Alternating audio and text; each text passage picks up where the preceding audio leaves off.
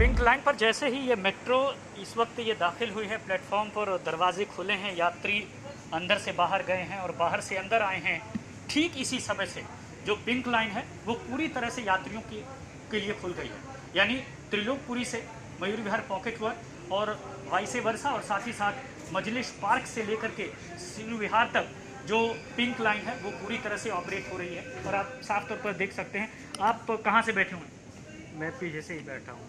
अच्छा, पहले तो पिंक लाइन में काफ़ी बदलना पड़ता होगा, अब कितनी राहत की बात आप मानते हैं? बहुत ही कंफर्टेबल रहा है और मैं अपनी बस आराम से पकड़ लूँगा अब, वरना 30-40 मिनट एक्स्ट्रा लगती थी मेरी पहले।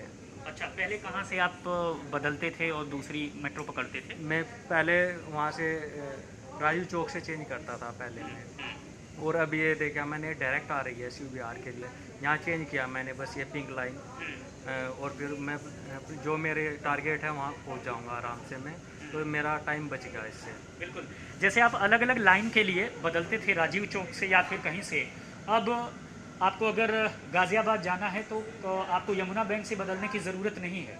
यह जो पिंक लाइन है वो पूरी तरह से खुल गई है और इससे उन यात्रियों को फ़ायदा होगा जो यात्री जो है पूर्वी दिल्ली से जाना चाहते हैं, दक्षिणी दिल्ली, पश्चिमी दिल्ली या फिर आउटर दिल्ली की तरफ जाना चाहते हैं, और साथ ही साथ वो यात्री जो यमुना पार जाना चाहते हैं, नोएडा जाना चाहते हैं, उन्हें काफ़ी ज़्यादा सहूलियत यहाँ मिलने वाली है। और आप देख सकते हैं, दरअसल ये जो हिस्सा आप देख रहे हैं यह तकरीबन 290 मीटर का है, बड़ा छोटा सा हिस्सा है।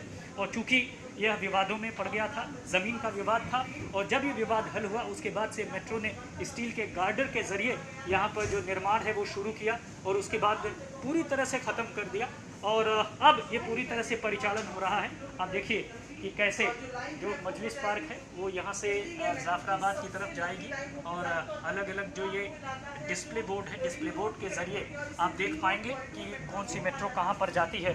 साफ है कि काफ़ी ज़्यादा सहूलियत होगी। कुछ महिलाएं भी हैं। मैम, कितनी सहूलियत मिलेगी आपको? सर अब मेट्रो चेंज नहीं करनी पड़ेगी।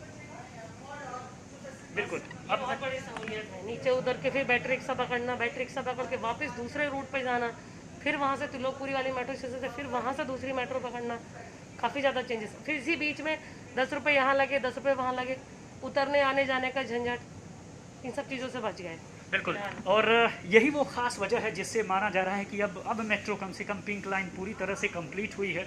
और आपको बता दें कि जब परिचालन शुरू हो गया है तो सबसे लंबा जो लाइन है वो पिंक लाइन हो गई है, और साथ ही साथ ये 290 मीटर का जो स्ट्रेच है वो बनने के बाद न केवल यात्रियों को बल्कि मेट्रो ने भी राहत की सांस ली है, क्योंकि अब जो पिंक लाइन है वो बड़ी लाइन होगी और मेट्रो का नेटवर्क ख़ास तौर पर बड़ा होता जाएगा। लेकिन कोविड के नियमों के तहत जो मेट्रो है उनमें देखा जा रहा है कि पीक आवर में किस तरह से स्टेशन के बाहर घंटों घंटों और सैकड़ों लोगों को लाइनों में खड़े रहना पड़ रहा है। इन सारी चीज़ों से निजात कब मिलेगी कोई नहीं जानता, लेकिन मेट्रो का कहना है कि पीक आवर में यात्रा करने से बचें, लेकिन कम से कम राहत उन लोगों के लिए है जो पिंक लाइन का अक्सर इस्तेमाल करते हैं। और साफ तौर पर आपने देखा कि मेट्रो चलने के साथ ही जो यात्री है किस तरह से यहाँ पर बैठ चुके हैं। हालांकि आपको खाली नजर आएगी क्योंकि पहला दिन है, लेकिन उन यात्रियों को राहत मिली है जो यमुना पार या फिर नोएडा जाना चाहते हैं,